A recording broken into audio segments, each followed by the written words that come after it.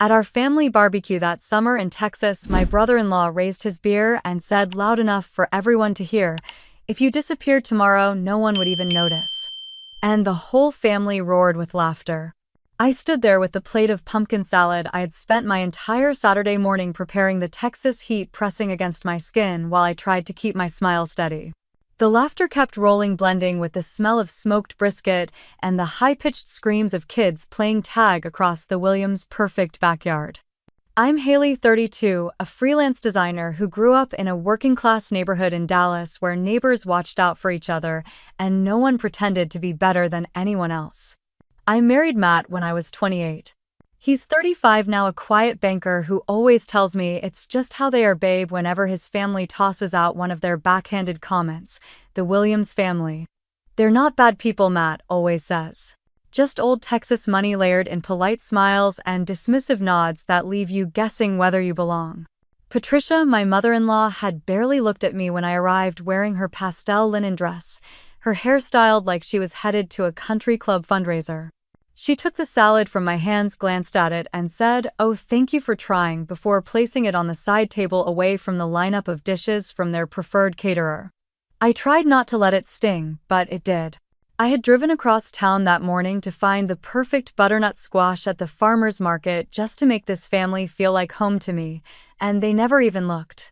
I tried to shake it off standing near Matt as Chad, his younger brother, took center stage. Chad is 33, a real estate agent who brags about closing deals while golfing with his clients, the kind of man who smirks when you speak and corrects you even when you're right. Samantha, his wife, gave me a small smile from across the patio, but she quickly looked away when Patricia called her over to help with the wine glasses. Matt sipped his beer, checking his phone for the score of the game, and I wished he would notice how quiet I was standing next to him, how I felt small in the shadow of his family's laughter. And then Chad said it. "If you disappeared tomorrow, no one would even notice." His voice was so casual, so coded in that joking tone people use when they want to humiliate you but need the protection of laughter to avoid being called cruel. Matt laughed. A short, awkward laugh, but it was enough. It echoed in my ears louder than Chad's words. I looked at Matt, waiting for him to say something, to tell his brother to stop, to even glance at me and see the pain that was rising like bile in my throat. Instead, he gave me a soft nudge, the same one he used when I got too emotional, and said, "Haley, don't be so sensitive. It's just Chad." The edges of my vision blurred, the sun above burning into my skin as the scent of barbecue turned my stomach. My hands felt cold, even in the Texas heat, as I clenched my cup of lemonade, the condensation dripping onto my dress. The years I spent trying to fit in with them, laughing at their jokes, nodding politely during conversations about country club memberships and vacation homes, suddenly felt heavy in my chest.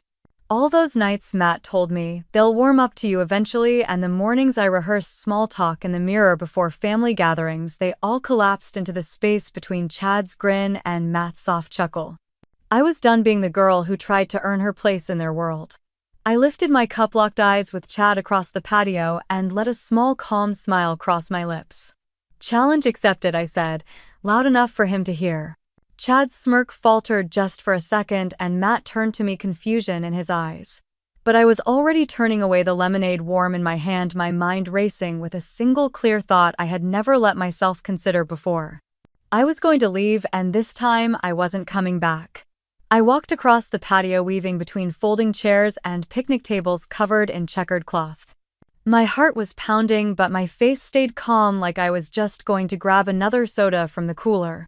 The laughter behind me felt like a wave crashing and then fading into small, uncomfortable murmurs. I could feel Matt's eyes on me, but I didn't turn around. The smell of charcoal and sweet barbecue sauce stuck in the air, heavy and thick. Near the cooler, I opened it, letting the cold air hit my face for a moment while I breathed, steadying myself. I grabbed a can of sparkling water, cracked it open, and took a long sip, letting the fizz burn down my throat. "Haley," Matt called, his voice low, cautious. I turned, leaning against the fence, watching him walk toward me with that half-apologetic smile I knew too well. He looked back at the patio where Chad was already pulling attention back to himself with another loud story, beer in hand, acting like nothing had happened. Matt rubbed the back of his neck, a habit he had when he was about to ask me to let something go. Come on, babe, you know Chad. He was just joking, he said, his eyes soft like he was trying to be reasonable. I stared at him, letting the silence grow between us until he shifted on his feet. You laughed, I said. Matt's mouth opened then closed. His eyes dropped to the ground for a second before meeting mine again. I didn't mean to. It was just everyone was laughing. I didn't want to make it awkward, he said, voice tightening. It was already awkward, Matt, I replied, my voice steady, softer than I felt. You let him say that. And you laughed. He sighed, glancing back at the family who were now gathered near the grill, pretending not to watch us while they passed around paper plates. Haley, please don't make this a big deal, he said, taking a step closer. I took another sip of my drink, feeling the bubbles settle the heat in my chest. It's not a big deal to you because you've never had to fight to belong here, I said. Matt's shoulders dropped and he reached out to touch my arm, but I stepped back. Haley, I shook my head, cutting him off. I didn't trust my voice to stay steady if I let him say another word. For a moment we stood there, two people who had once promised forever, now separated by a truth he didn't want to see. His family would always come first, even when they humiliated me. Patricia called out from the patio, Haley, sweetie, can you bring over the extra napkins, sweetie? The word hit like a slap, sugar-coated and sharp. I looked at her, her perfect hair, her polite smile, and the way her eyes flickered away from mine, dismissing me even as she used my name. I'll get them, Matt said, quickly turning away before I could answer. As he walked off, I felt the final crack, the moment the last piece of me that had tried to fit into this family finally broke. I didn't want to be part of a family that saw me as an afterthought, someone to tolerate until I could be replaced by someone more suitable. I looked around the yard at the kids playing with bubbles, at the men talking about sports, at the women comparing vacation plans for the summer. None of them noticed me. None of them cared who I was, what I had sacrificed, or how hard I had tried. If I disappeared tomorrow, maybe they really wouldn't notice. But I would. I finished the last sip of my drink and crushed the can in my hand, the metal folding in on itself with a sharp crack that felt like a promise. I walked back toward the patio, placing the empty can in the recycling bin, moving past Matt without looking at him as he handed Patricia the napkins. Thank you, sweetie, she said again, not noticing the way my jaw clenched. I turned back to the table where Chad was still laughing, still holding court, still so sure of himself. His eyes met mine, and I saw at the flicker of confusion, the small uncertain shift in his smirk. I smiled. Challenge accepted, I repeated, clear and calm. And in that moment I knew. I was done trying to belong. What would you have done if you were me? Have you ever been in a situation like this? Share in the comments. Don't forget to like and subscribe for more stories like this. Tomorrow I was going to leave, and this time I wouldn't look back. That night, while Matt slept, I packed my suitcase in silence. I disappeared just like Chad said I would. It was 2 a.m. When I slipped out of bed, the soft hum of the ceiling fan covering the sound of my footsteps on the hardwood floor. The room smelled faintly of Matt's cologne, and for a moment it almost stopped me. Almost.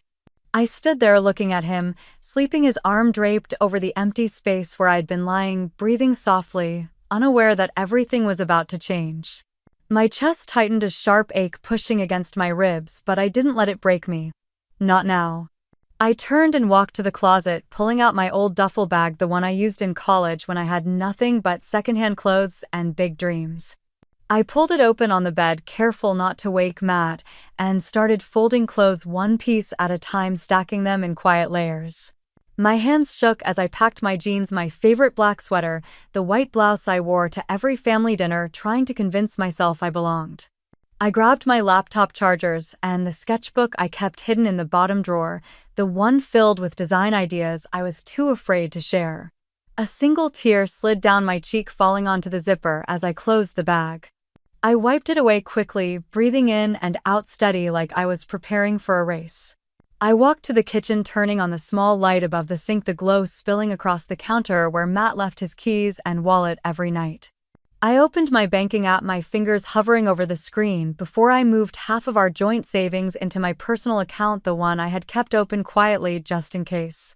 I paid the rent for the next month, the utilities, the internet, leaving the account clear, no debts, no excuses for anyone to call me irresponsible.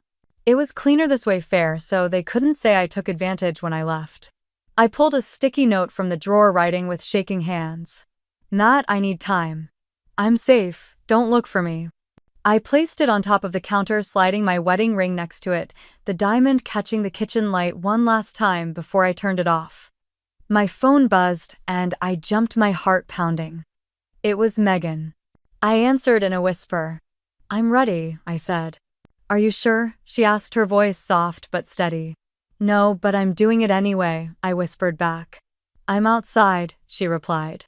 I hung up, pulling my duffel over my shoulder, taking one last look around the kitchen, the living room, the small dining table where I spent so many nights waiting for Matt to come home from work. I stepped outside, the Texas night thick and warm, the air heavy with the scent of cut grass and the distant hum of highway traffic. Megan's car was parked at the curb, engine idling, headlights off. She stepped out, her hair tied back, wearing a sweatshirt and leggings, looking exactly like the friend who had promised me years ago. If you ever need to go, I'll be there. She opened the trunk, helping me load the bag, her eyes meeting mine. Let's get you out of here, she said. I nodded, sliding into the passenger seat, closing the door softly behind me. As Megan pulled away from the curb, I glanced back at the small house, the porch light still on, the curtains still swaying gently in the breeze from the open window. I turned away, facing forward, gripping my phone so tightly my knuckles turned white. The road ahead was dark, but for the first time in years, it felt like a road I chose for myself.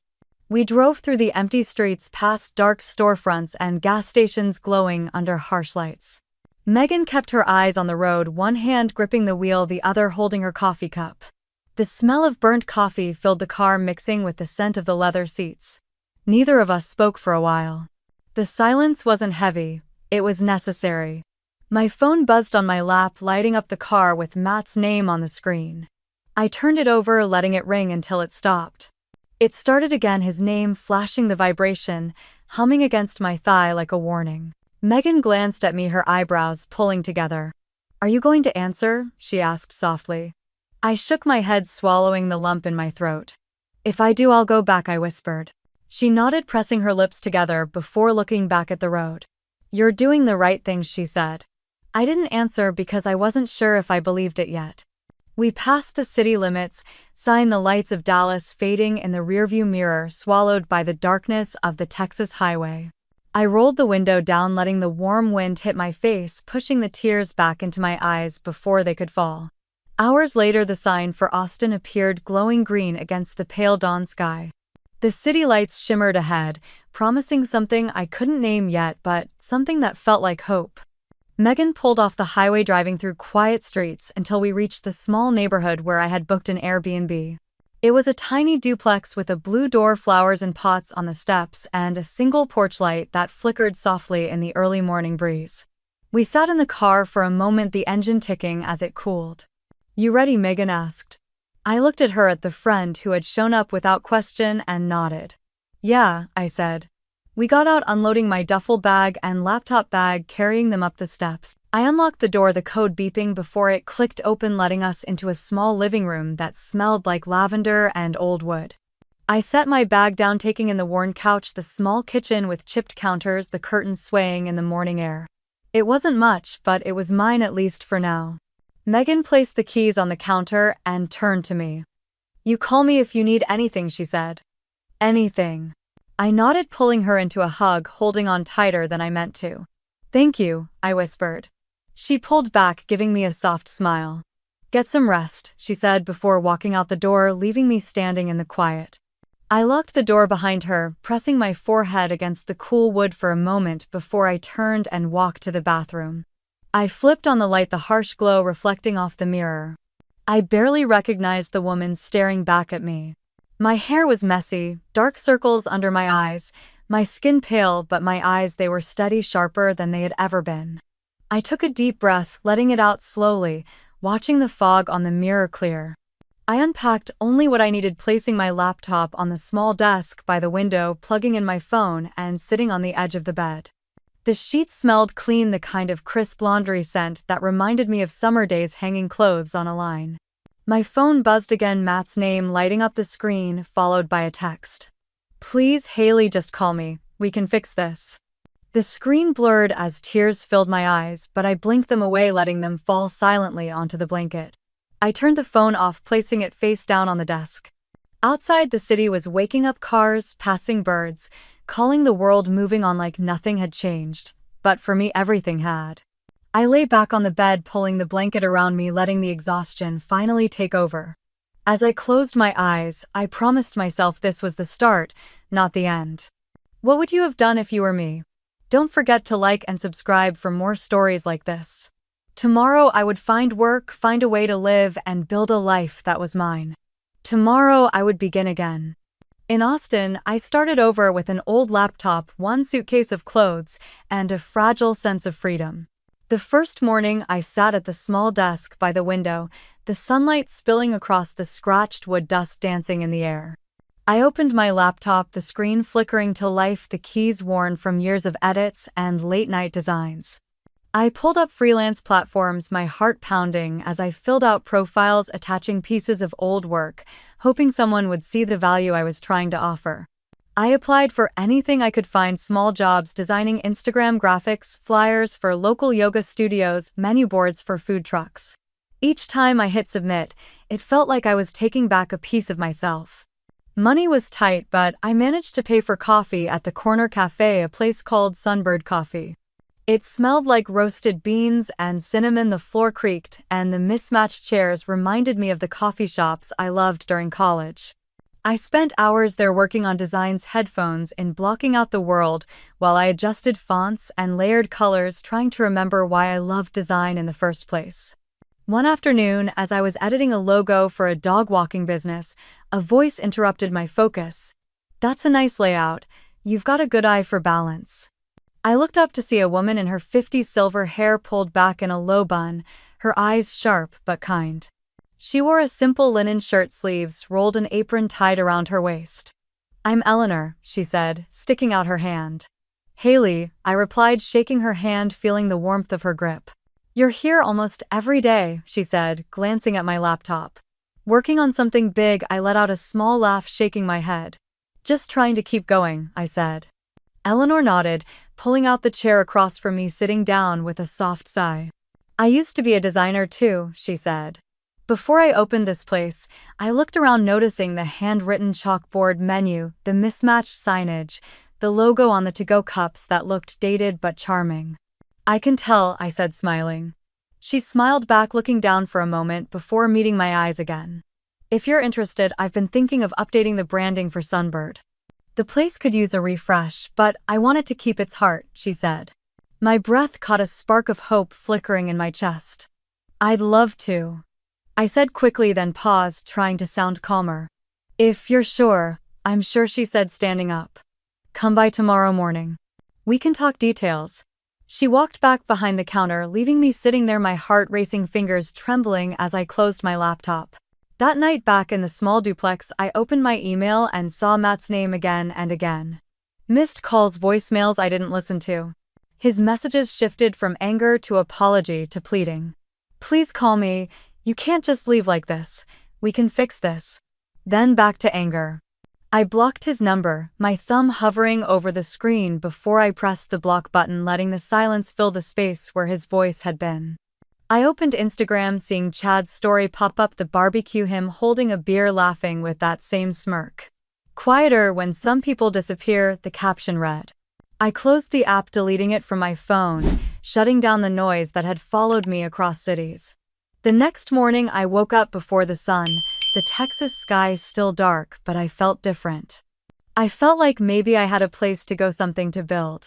I pulled out my sketchbook, flipping to a blank page, pencil in hand, ready to draw again. The bell above the door chimed when I walked into Sunbird that morning, the scent of cinnamon rolls and fresh espresso greeting me like a quiet promise. Eleanor was already there, wiping down the counter, her hair pulled back, reading glasses perched on the end of her nose. She looked up and smiled, waving me over. "Haley, come sit," she said, gesturing to the corner table by the window. I slid into the chair, pulling out my sketchbook, feeling both nervous and excited as I set it on the table. Eleanor brought over 2 mugs of coffee, setting one in front of me before sitting down with a soft sigh. "I've been thinking about this place," she began, looking around the cafe. I love it, but I know it needs a new face. Something that feels like who we are now. I nodded, flipping open my sketchbook to a page of logo ideas I had worked on the night before. Simple lines, warm colors, a sunbird in flight, coffee steam curling like wings. Eleanor's eyes softened as she looked down at the drawings, tracing the pencil lines with her finger. You get it, she whispered, her voice catching for a moment before she cleared her throat. How much would you charge for a full rebrand logo menu board signage? I hesitated, the fear of asking for too much tightening in my chest. Eleanor, I know I'm rebuilding. I don't want to overcharge. She held up a hand, shaking her head. Haley, I've been in your shoes. Your work has value. Tell me what it's worth. I took a breath, quoting a price that was fair, one that would cover my rent for 2 months and groceries for a while. Eleanor didn't blink, just nodded. It's a deal, she said, reaching across the table to shake my hand. We spent the morning talking about colors and fonts, the feeling she wanted customers to have when they walked in, the way she wanted the community to feel seen here. She shared stories about her past as a designer, the agency job she left behind when she decided she was done building other people's dreams. I opened Sunbird because I wanted to build something of my own, she said, sipping her coffee, the steam rising between us. Don't forget to build something of yours too. I walked back to the duplex that afternoon, the Austin sun warm on my shoulders, the air carrying the scent of food trucks and wildflowers. I felt lighter, as if the weight I had carried from Dallas was loosening with every step I took. When I got home, I opened my laptop, starting on the first drafts of the new branding, letting the colors and shapes flow, feeling the quiet pride of creating something real again. My phone buzzed on the desk. Matt's name flashing across the screen again and again. The voicemails were piling up, the texts coming in waves, shifting from apologies to anger to desperation. You can't just disappear. Please, Haley, talk to me. I'm sorry, just come home. I closed my eyes, letting the noise pass through me before I turned the phone off, sliding it into the drawer. Later that night, I checked my email, hoping for a new freelance request, something to keep me moving forward. Instead, I saw a notification from Instagram, a message request from Chad. His profile picture showed him at the BBQ, beer in hand, the same smirk on his face. The message was just a screenshot of his story, the caption still burned into my mind. Quieter when some people disappear. I stared at the screen, my jaw tightening, feeling the familiar burn in my chest. I blocked him without replying, deleting the app once more, letting the silence replace the noise. The next morning, as I was working on the color palette for Sunbird, my email pinged with a new message. From Eleanor, subject opportunity. Haley, a friend of mine at a local agency, is looking for a lead designer for a new project. I told them about you. They want to meet. I read it again, my breath catching the words sinking in as a smile spread across my face. Don't forget to like and subscribe for more stories like this. What would you have done if you were me? Because I knew then I wasn't just rebuilding. I was becoming someone new. I didn't know my first big project would be directly tied to the Williams family. I was sitting at my small desk in Austin, the morning light warming my shoulders, when the email came in. The subject line read, Crown Foods rebrand opportunity. I clicked it open, scanning the details. They were looking to rebrand their organic product line, a project big enough to pay my bills for months, to fill my portfolio with the kind of work that could take me to the next level. But my stomach dropped when I reached the end of the email. Crown Foods was partially owned by the Williams family. And Chad, the same Chad who told me I could disappear without anyone noticing, was listed as the distribution manager overseeing the project rollout. I pushed back from the desk, my heart pounding, the old fear creeping up my spine. I stood pacing the small living room, the email still open on the screen, glowing like a warning. I called Eleanor, my hands shaking as I held the phone to my ear. She picked up on the second ring. Haley, she greeted, her voice warm, steady. It's Crown Foods, I said, breathless. They're tied to the Williams. Chad is on this. There was a pause, the sound of a coffee grinder in the background. Do you want this project? She asked. I closed my eyes, letting the question settle. Yes, I said softly. I need it. Then take it, Eleanor replied. This isn't about them, it's about you. This is your chance to prove to yourself what you can do. Not for revenge. For you. I sank down onto the couch, letting her words wash over me. But I can't work directly with Chad, I said. You don't have to, she assured. Work through the agency. Set your boundaries. I exhaled, feeling the tension leave my shoulders as I nodded to myself. Okay, I whispered. That afternoon, I called the agency, speaking with a woman named Tasha who was handling the Crown Foods account. Her voice was brisk but kind, asking me to send over my portfolio and a proposal by the end of the day. I stayed up late putting together a presentation that showcased my clean design style, bright colors, simple fonts that let the products shine. I included mock-ups for packaging, digital ads, social media concepts, everything that would tell the story of Crown Foods in a way that felt fresh, modern, and real. When I hit send, I closed my laptop, leaning back in my chair, breathing deeply, letting the fear slide off me even for just a moment. The next morning, Tasha called. Haley, your proposal was the strongest by far, she said. We'd like you to lead the design on this project, working with our internal team. My chest tightened, relief and excitement flooding through me. Thank you, I said, gripping the phone so tightly my knuckles turned white. Over the next week, I threw myself into the work. I joined video calls with Tasha and her team, discussing color palettes, product messaging, target demographics. I built mood boards, sent samples, and received real feedback that pushed me to be better, sharper. They respected my voice, valued my opinion, asked for my ideas, and actually listened when I spoke. For the first time in years, I felt like I was exactly where I was supposed to be. Each night, I fell asleep exhausted, but satisfied, the kind of tired that comes from building something that matters. And then one morning, Tasha sent an email with the subject Presentation Day. We would present the final branding to Crown Foods leadership at their Dallas headquarters. I stared at the screen, my heart pounding. Dallas. The city I had left in the middle of the night.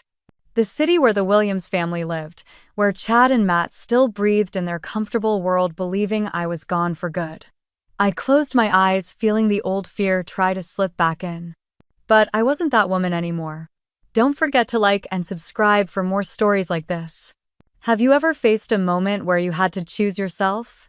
I opened my eyes, taking a deep breath, and replied to Tasha's email. I'll be there. The morning I packed for Dallas, the air in Austin was heavy with summer heat pressing against the windows like it was daring me to leave. I folded my black blazer, the one I had saved for moments that mattered, and slipped my laptop into my bag, checking for chargers, pens, the small leather notebook I used for notes during client meetings. I paused by the mirror, tucking a strand of hair behind my ear, staring at the woman looking back at me. I saw the quiet determination in her eyes, the steady breath she took, and I nodded. You can do this. The drive north was along the highway lined with fields and gas stations, the sky so wide it felt like it might swallow me whole. I listened to a playlist Eleanor had sent me, soft acoustic songs that reminded me I wasn't alone in this, that there was a world outside of fear. I arrived in Dallas just before sunset, checking into a small hotel near downtown. The air conditioning humming as I stood by the window looking out over the skyline I once called home. I thought about Matt, about the nights we spent downtown grabbing tacos after long days, the way he used to reach for my hand when we crossed the street. The memory stung, but I let it pass like a wave, rolling in and then back out. The next morning I dressed carefully, pulling on my blazer, tying my hair back, applying a soft layer of makeup, not for them but for me, for the confidence it gave me when I looked in the mirror. I arrived at the Crown Foods headquarters early, standing in the parking lot for a moment, letting the building come into focus. It was glass and steel, clean lines, the kind of place that smelled like money and ambition. I walked through the glass doors, greeted by the receptionist, who handed me a visitor badge. My hands didn't shake as I clipped it to my jacket, my feet steady as I followed Tasha through the bright lobby toward the conference room. The room was large, windows letting in the Dallas sun, a long table set with water bottles, notepads, and a projector waiting to be turned on. Tasha smiled at me, her calm presence steadying the buzz in my chest. You ready? She asked. I nodded, taking my seat, opening my laptop, aligning my notes just so, breathing in, breathing out. The executives filed in, some in suits, some in crisp button-downs, greeting each other with practiced handshakes and polite smiles. And then Chad walked in. He was wearing a light gray suit, his hair styled back, that familiar smirk on his face, as he laughed at something another executive said. His eyes swept the room and landed on me, his smile faltering for just a moment before he caught himself adjusting the cuffs of his shirt like it was nothing. I looked back at him, my face calm, my eyes steady. No fear. He took a seat near the middle of the table, pulling out his phone, scrolling through messages, pretending not to see me as the meeting began. Tasha introduced the team, then nodded to me. Haley will lead today's presentation. She's been the creative force behind this rebrand. I stood connecting my laptop to the projector, the first slide appearing on the screen, the colors bright, the new logo clean, and welcoming, the tagline reading "Real Food. Real People." I spoke clearly, walking them through the concept, the design choices, the market research we had conducted, the way customers wanted brands to feel human, honest, not polished and cold. I shared mock-ups of the packaging, digital ads, social media layouts, showing them how the brand would live in the world. They nodded, some taking notes, some leaning forward, asking questions about color psychology, typography, placement. And then Chad spoke. So you're telling us we should trust a freelancer who walked out on her own family to lead our rebrand? The room went silent, all eyes shifting from Chad to me, waiting for a reaction. I looked at him, tilting my head slightly, letting the silence stretch. Yes, I said calmly. Because I didn't walk out on my family, I walked toward myself. And that's exactly what your customers want from you too. Honesty. The room stayed quiet for a beat before someone cleared their throat, breaking the tension. Tasha smiled, nodding at me to continue. Have you ever had to stand your ground when the world expected you to break? Don't forget to like and subscribe for more stories like this. I clicked to the next slide, my voice steady as I continued the presentation, knowing this was just the beginning. I walked into the conference room and there was Chad sitting at the head of the table, eyes wide with shock when he saw me. I kept my steps, even my shoulders back, wearing my navy blue blazer and black heels that clicked against the polished floor. My hair was cut shorter now, framing my face, reminding me every time I looked in the mirror that I wasn't the woman I used to be. Chad's smirk dropped for a moment before he forced it back, leaning back in his chair like he was still in control of the room. But I saw it, the way his fingers tapped nervously against the table, the way he glanced around to see who else had noticed. Matt was there too, seated 2 chairs down, wearing a gray suit and a look of stunned confusion, like he was seeing a ghost he wasn't ready to face. His eyes followed me as I set up my laptop, and I could feel the weight of everything unspoken pressing between us.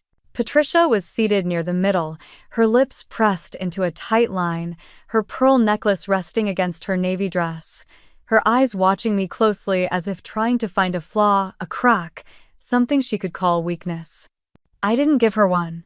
Tasha cleared her throat, smiling as she stood to address the room. Thank you all for being here. Today we're excited to present the rebranding strategy for Crown Foods.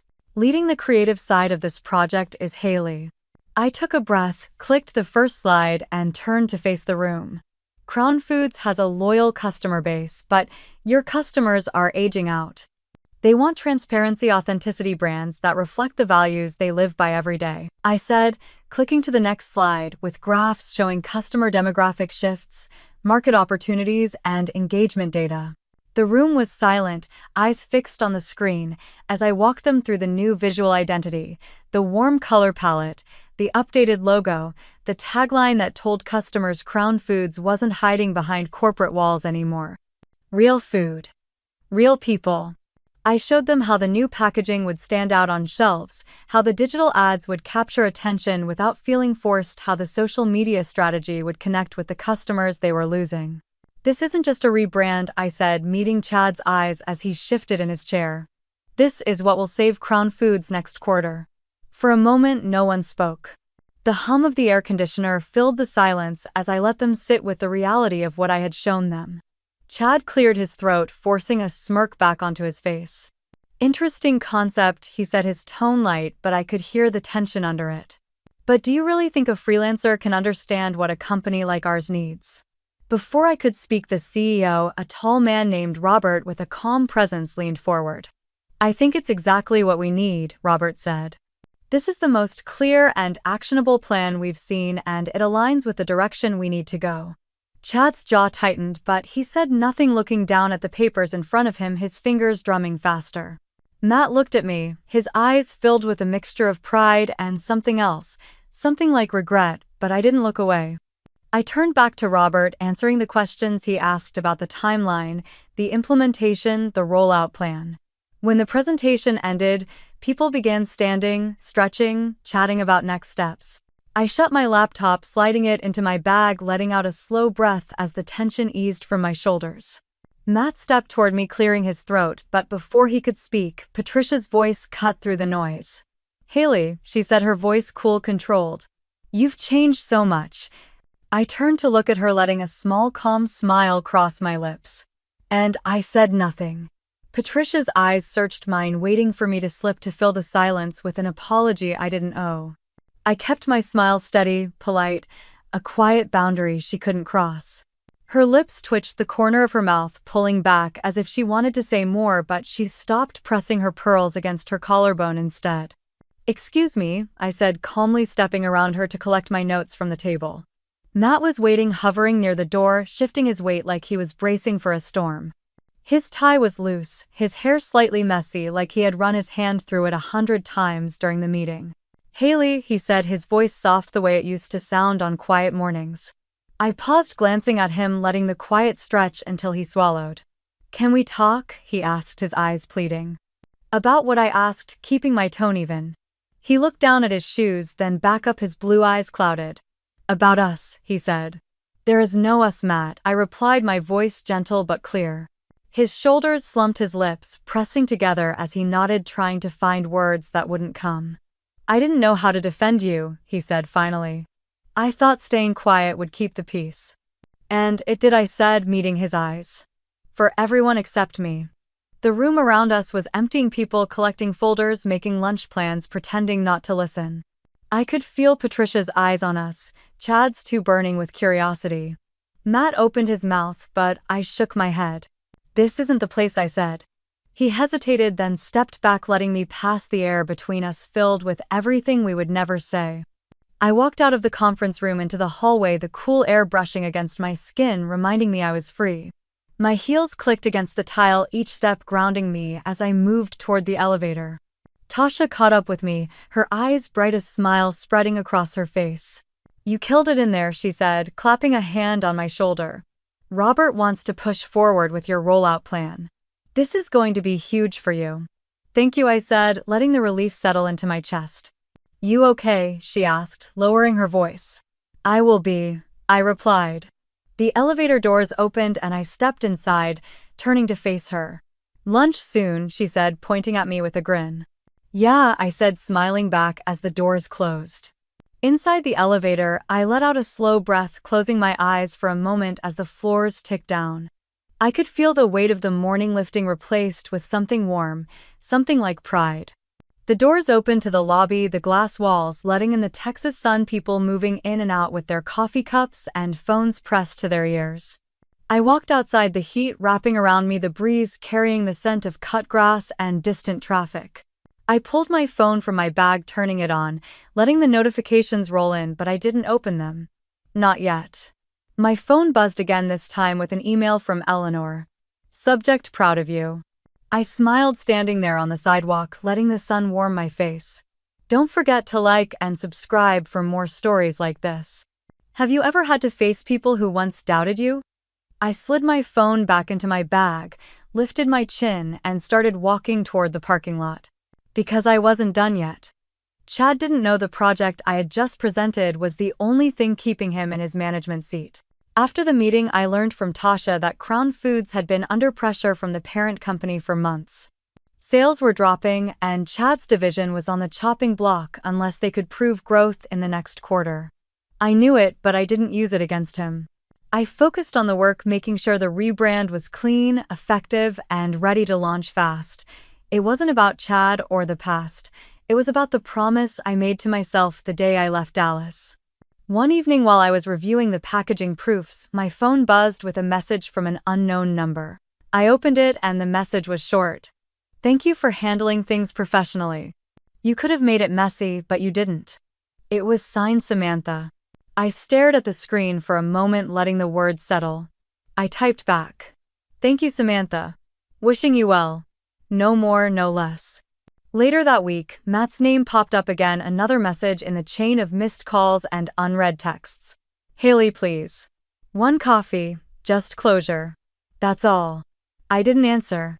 I didn't need closure from him. I had already closed that chapter the night I packed my bag. The next day, an email from Chad landed in my inbox CCing the Crown Foods marketing team and Tasha. We're hosting a BBQ at the headquarters courtyard this Friday to celebrate the launch and thank the team. Hope you can join us, Haley. I stared at the email, remembering the last barbecue, the laughter, the look on Matt's face when I walked away. This was different. Friday came with a humid Texas breeze, the kind that stuck to your skin and made the air taste like heat. I wore a simple black dress, hair pulled back, sunglasses on as I walked through the gates into the courtyard. There were folding tables with checkered cloths, a smoker sending plumes of hickory-scented smoke into the sky, people laughing and holding cans of LaCroix while country music played low in the background. Chad stood near the grill, beer in hand, wearing jeans and a polo, greeting people with that same polished smile. When he saw me, his smile froze for a beat before snapping back into place. Haley, glad you could make it, he said, voice loud, trying to sound casual. I nodded, taking a water bottle from the cooler, twisting off the cap. Thanks for the invite, I said simply. As people gathered around, Chad launched into a small speech about teamwork, change, and how the rebrand would position Crown Foods for a stronger future. His eyes kept darting to me like he wanted me to acknowledge him, to give him credit for letting me be there. I stood quietly, sipping my water, letting the words wash over me without reacting. I didn't need to prove anything here. Because I already had. I moved to a quiet corner under a tree, the branches shifting in the warm breeze as I watched people line up for brisket and potato salad. Tasha waved when she saw me walking over with a plate in her hand. Glad you came, she said, taking a bite of cornbread.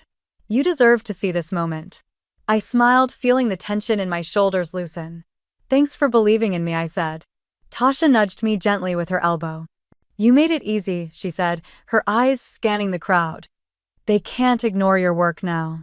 I nodded, sipping my water, feeling the hum of conversations around me, the clatter of tongs against trays, the occasional laugh from a nearby group. Chad made his way over, wiping his hands on a napkin, that tight smile back on his face. Haley, enjoying yourself? He asked, his tone too casual, like he was performing for the people within earshot. It's a nice event, I replied, keeping my voice calm. He nodded, taking a sip of his beer, shifting his weight. I have to admit the campaign looks good, he said, his eyes flicking away before meeting mine again. You've got talent. I tilted my head, studying him, the way his jaw tightened, the faint crease between his eyebrows that appeared when he was under pressure. Thank you, I said simply. Chad glanced around, lowering his voice. This launch is a big deal for us, he said. It's going to keep the division here. I could hear the edge in his voice, the way he tried to hide the desperation behind small talk. I know, I said. He blinked, surprised, his mouth opening slightly before closing again. I'm just saying it's good you're here, he added quickly, forcing a chuckle. Before I could respond, Samantha appeared, carrying a tray of drinks, her eyes meeting mine with a small, almost grateful smile. Hi, Haley, she said, her voice soft. Hi, Samantha, I replied, letting a real smile touch my lips for a moment.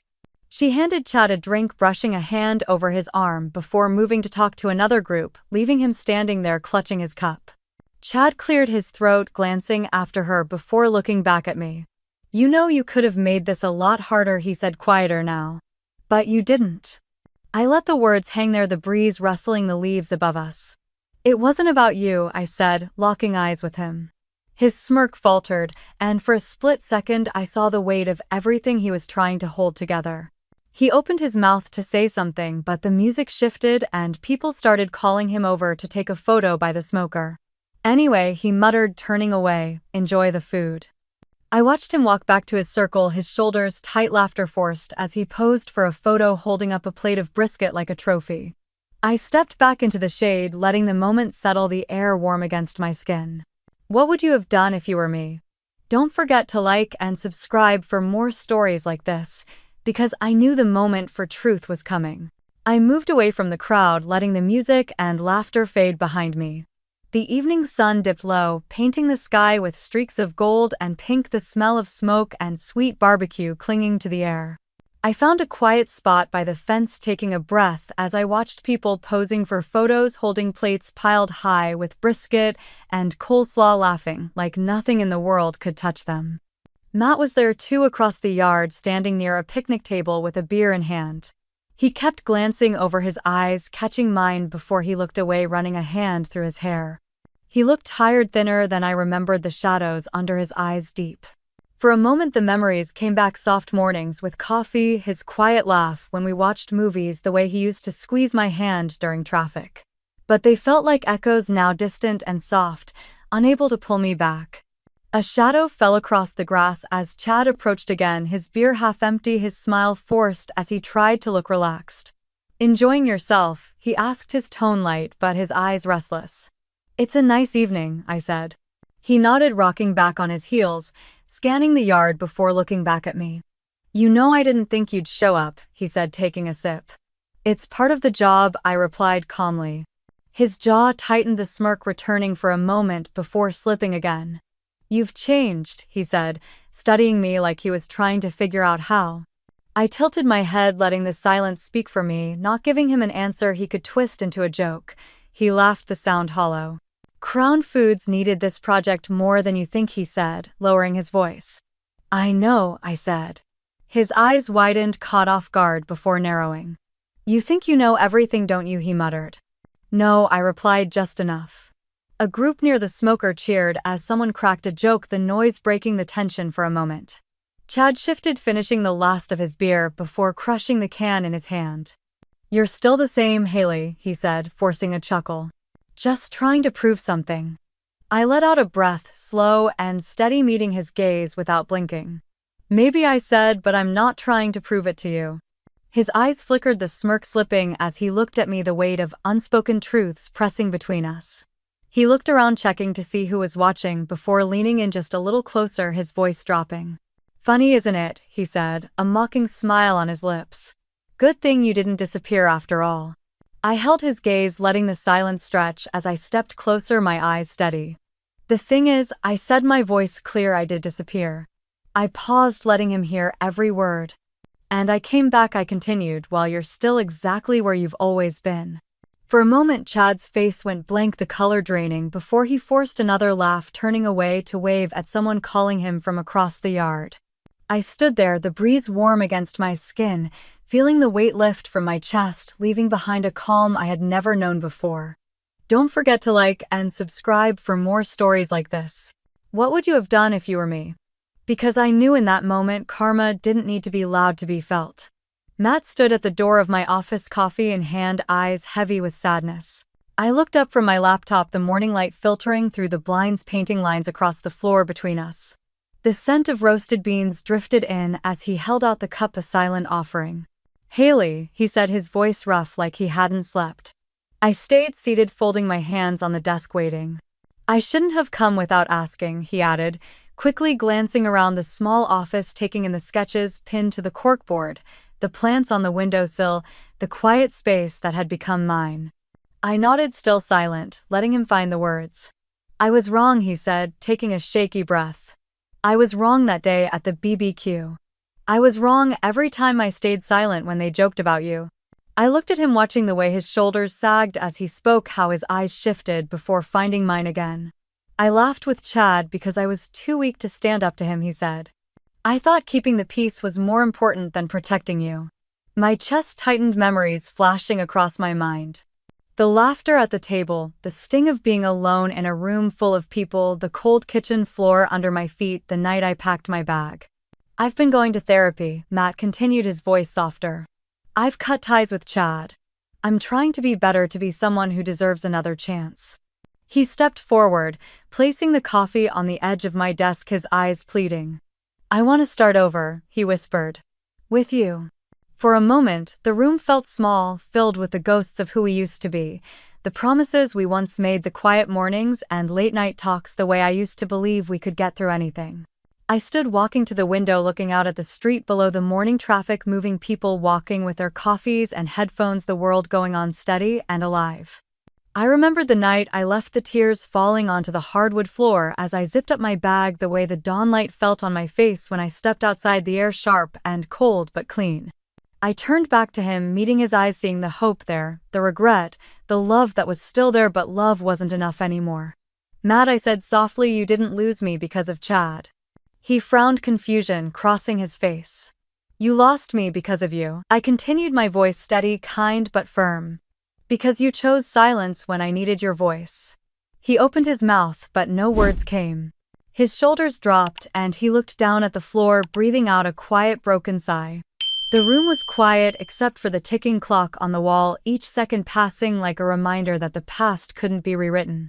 "I'm sorry," he whispered. "I know," I replied. He turned, walking to the door, pausing with his hand on the frame before glancing back, his eyes glistening. "I hope you get everything you deserve, Haley," he said, his voice barely above a whisper. "I already am," I replied. He nodded once before stepping out, the door clicking shut behind him, leaving the room quiet again, filled only with the soft hum of the city outside.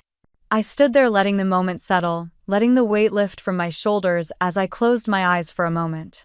Don't forget to like and subscribe for more stories like this. Have you ever had to choose yourself even when it hurt? Because tomorrow I would stand on a stage in front of cameras, press, and the Williams family, ready to show them who I had become.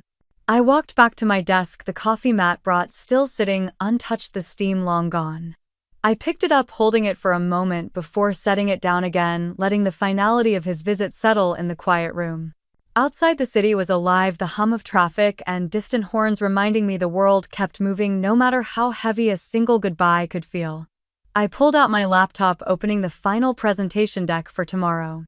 The launch for the Crown Foods rebrand would be public, with press partners and the Williams family all watching. This wasn't just another project anymore. This was proof to myself that I had built something real, something mine, even in the middle of the city where I once felt invisible. I checked my notes, reviewing talking points, pacing where to pause, where to emphasize. I practiced aloud, letting the words roll off my tongue, steady and clear. Real food. Real people. I stood in front of the mirror near my desk, speaking the opening lines, watching my reflection as I adjusted my posture, letting my shoulders relax, letting the confidence I had fought for show in the way I lifted my chin. My phone buzzed with a message from Tasha. "Big day tomorrow. Proud of you." I smiled, typing back. "Thank you. Let's do this." The sun was setting, painting streaks of orange and lavender across the Austin sky, the light filtering through the window, catching the edges of the photos I had pinned on the wall. Designs I was proud of, moments I had captured, a reminder of the work that mattered. I thought of the night I left Dallas, the darkness pressing against the windows as Megan drove the way, my heart raced between fear and hope. I remembered stepping into the tiny Airbnb, the worn wooden floors, the quiet, the way the air smelled like lavender soap and clean sheets. I had nothing then but a laptop, a bag of clothes, and a promise to myself that I would not go back to who I was. And I hadn't. The phone rang and I saw Eleanor's name pop up. I answered, leaning against the window. "Hey," I said. "You ready?" she asked, her voice warm, grounding. "I am," I said, breathing out the words with certainty. "You're going to be great," she said. "Don't let their presence change your voice." "I won't," I said. "And remember," she added, "this is your story, not theirs." "Thank you," I said softly. We hung up and I stood there for a moment, the city lights blinking on as dusk settled, the hum of cicadas starting in the distance. I packed my bag carefully, checking cables, samples, and printed notes, each item a reminder that I wasn't showing up tomorrow to prove myself to them. I was showing up to honor the woman I had become. As I zipped the bag, the final click of the metal felt like a promise sealed. Don't forget to like and subscribe for more stories like this.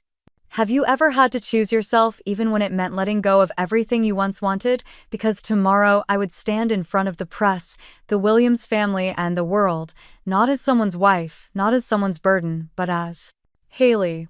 And I was ready. I stepped onto the stage, the lights hitting me, and no one called me an outsider anymore. The ballroom was filled with rows of chairs, the air cool against my skin as the crowd settled, the low hum of voices fading as the host introduced me. I looked out across the room, seeing the Crown Foods banner hanging above the stage, the logo I had designed shining under the lights. In the front row, Chad sat with his arms crossed, a forced smile on his face, his eyes tight as they met mine. Patricia sat beside him, her pearl earrings catching the light, her posture stiff, lips pressed thin. Matt was there, 2 hands folded in his lap, watching me with a look I couldn't read, but it didn't matter anymore. I could see the press scattered throughout the room, cameras ready, notepads open, waiting. The CEO, Robert, stepped up to the microphone, his voice steady as he thanked the partners, the team, and then turned to me with a nod. Haley has led this project with clarity, vision, and a commitment to authenticity, he said, gesturing for me to take the mic. We are grateful for the new direction she has given Crown Foods. Applause filled the room, and for a moment the sound washed over me, grounding me as I took a breath and stepped forward. Thank you, Robert, I began, my voice clear, steady. Crown Foods has always been about family, but families change, and so do the people who build them. I clicked to the first slide, the new branding filling the screen behind me, warm colors and clean lines, a design that felt like a promise of something real. Customers today want honesty. I continued, moving to the next slide with photos of real people, families, workers, community markets. They want to see themselves in the brands they trust, not perfection but truth. I saw heads nodding, pens moving as I spoke about the data we had gathered, the feedback that guided our choices, the stories behind the design, the campaign rollout that would follow. I was no longer speaking to prove myself. I was speaking because I had something worth saying. When I finished, the room was quiet for a moment before the applause came again, loud and genuine, the sound filling the space with something that felt like a quiet victory. Robert shook my hand, leaning in to say, "You did it." "Thank you," I replied, the words simple but heavy with everything they meant. As I stepped down from the stage, the press moved in, microphones and cameras pointed at me. "Haley, what inspired this direction? How do you feel seeing your work come to life on this scale?" I answered each question calmly, smiling, letting my voice carry the confidence I had earned. No longer the woman who once felt small in rooms like these. My phone buzzed in my pocket, and when I checked it, a message from Eleanor popped up. "Proud of you." I smiled, slipping the phone back into my bag as I moved through the crowd, shaking hands, accepting congratulations, letting the warmth of the moment anchor me. As I walked toward the back of the room, I glanced down at my left hand, the space where a ring used to sit, now empty, light hitting the skin, nothing weighing it down. Just me. As I made my way through the crowd, I caught a glimpse of Chad standing near the refreshment table, surrounded by a few executives. His laugh was too loud, his smile too wide, and, for a moment, his eyes met mine. He raised his glass slightly, a forced smirk pulling at the corners of his mouth. I nodded once, calm, unbothered, turning my attention back to the conversations around me. I shook hands with vendors and community leaders, each one thanking me, complimenting the vision, the clean messaging, the way it felt like the brand was finally alive. I took in each word with quiet gratitude, letting them land, without the need to prove myself anymore. Matt was there too, standing off to the side watching. Our eyes met, and he gave a small nod, a soft smile that was more goodbye than anything else. I returned it, letting it be enough. The press began to pack up, the lights dimming as the event moved toward its end, people filtering out into the warm Dallas night. I stepped outside, the air humid, carrying the scent of the nearby food trucks, the sky deepening into a dark blue. I pulled out my phone, seeing another message from Eleanor. "Now, breathe. You did it." I typed back. "I know. Thank you for believing in me." I walked slowly toward the parking lot, letting the cool air calm the adrenaline still buzzing under my skin. I looked up at the stars peeking through the city glow, remembering the girl who once stood in a driveway with a bag in her hand, terrified and free at the same time. I drove back to Austin that night, windows cracked, the warm air tangling my hair as I let the hum of the tires against the road remind me that I had chosen this. Every mile earned, every moment mine. A week later, I found a small apartment near the lake, a place with creaking wooden floors and a balcony where I could sit in the mornings with coffee, watching the sun rise over the water. I unpacked boxes filled with sketchbooks, framed a few of my designs, and placed them on the wall above my desk. The first night in the new place, I lay on the floor, looking up at the ceiling, the hum of the ceiling fan mixing with the sounds of the city outside. I felt the silence settle around me, not empty, but comforting. I woke up early the next morning, pulling on a sweatshirt, stepping onto the balcony as the sky turned pink, the water catching the light. I held a mug of coffee, letting the warmth seep into my hands, breathing in the promise of the day. I opened my laptop, sitting at the small kitchen table, ready to begin again, building my client list, designing projects that felt alive, creating the kind of work that spoke for itself. Don't forget to like and subscribe for more stories like this. Have you ever had to walk away from everything to find yourself again? Chad once said that if I disappeared, no one would notice. And he was right. I disappeared from their world so I could step into my own. That morning I walked down to the lake, the gravel crunching under my sneakers, the air cool against my skin as the sun rose. The water was still reflecting the pink and gold skybirds calling softly across the quiet. I found a bench near the edge, wrapping my hands around my coffee cup, letting the steam warm my face as I watched the ripples move across the surface. I let the quiet in, letting it fill the spaces that had once felt empty, now something calm and steady. My phone buzzed and I glanced down to see a text from Tasha. The numbers from launch week are in. You did it, Haley. I smiled, taking a slow breath, feeling the pride settle deep, real earned. I typed back. Thank you for trusting me. As I slipped my phone back into my pocket, a couple walked by holding hands, their laughter drifting behind them. I watched them for a moment, not with envy, but with a soft understanding that love, when it's right, doesn't need to be proven in rooms where you aren't seen. I headed back up the path, the city slowly waking as the sun climbed higher, dogs barking, neighbors jogging past, the world alive with quiet purpose. I reached my apartment, unlocking the door, stepping into the space that smelled like coffee and clean laundry, the morning light streaming across the wood floors. I opened my laptop, checking emails, a request for a new branding consultation already waiting, another small business looking to find its voice. I replied with a proposal, attaching a few slides from recent projects, confident in the way I knew I could help them. Later, I set up a small corner of the living room with a second-hand drafting table I found on Facebook Marketplace, pinning up color swatches, sketching out concepts for a local coffee shop that had reached out after seeing the Crown Foods rebrand. I put on music, soft acoustic guitar, letting it fill the room as I worked, my pencil moving across the paper lines, turning into ideas. Ideas turning into something real. Hours passed, the sun shifting across the sky, the light changing on the walls as I kept going, lost in the work that made me feel alive.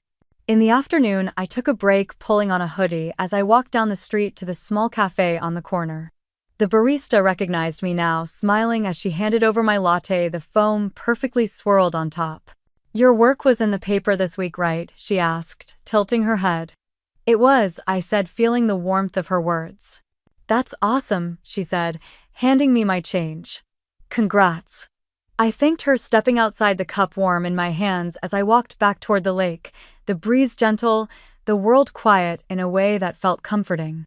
I sat on the grass, sipping my coffee, watching the families, walking dogs, kids tossing sticks into the water for their retrievers, the smell of fresh cut grass drifting on the breeze. For a moment, I closed my eyes, letting the sunlight wash across my face, breathing in the peace that had taken me so long to find. My phone buzzed again, and I pulled it out, seeing a message from Eleanor. Proud doesn't even begin to cover it. I felt tears prick at the corners of my eyes, but I let them fall, soft and quiet, the kind of tears that come when you realize you've made it to the other side.